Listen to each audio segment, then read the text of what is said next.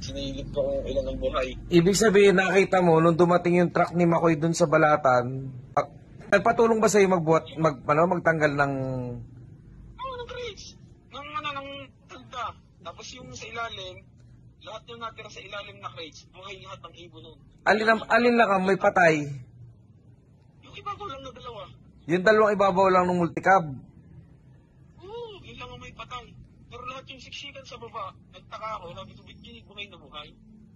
Pero yung sa taas, patay yung dalawang taas. Patay yung dalawang taas. Ilan lang ang buhay dun sa taas? Yung sa unang crates, isa. Pangalawang crates, tatlo. Putang ina, talagang inubos ano? Oo. Ay putang ina, wala talagang matitira pala sa ibon namin. Doon ikinarga ang ibon namin. Gusto ng ibon nun. Tapos doon sa pangatlong pita, medyo may mga konti doon. Konti lang.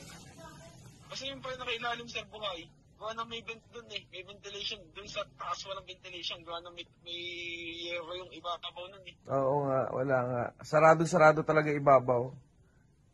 Yung ilalim may ventilation. Kaya Ay doon sa truck ni Tinay, sa tingin mo, may patay din doon marwari ko. Kasi pareha silang multicab, ganun din ang pagkakaset up, may trapal din. sigurado sir, gawa ng city na hindi sa bikot doon. Hindi ko yung makilaman dumatay. Tapos hindi pa sumabay sa inyo pag-alpas, humiwalay pa sila. Hindi, umalis ko si Kuya Makiye. Sabi ko, Kuya Makiye, huwag kayo dito. Sabi ko, ganyan. Ako nang nagsabi. Huwag kayo dito. Sabi ko, At baka madamay pa kayo eh. ano? Sadyo. Dahil ako yung mabilis yung isip ko eh. Sabi ko, Tapos yung mga ibon pala, iba pa yung sa Del Gallego, iba pa yung sa Nabwa. iba ko yun. Magkaiba. Magkaiba pa yung mga patay na ibon sa Nabwa at sa Del Gallego. Puta na, grabe, ang daming ibon nun. Baka naghiwalay yung dalawa, baka yung kay Tinay sa Nabwa niya ibinagsak.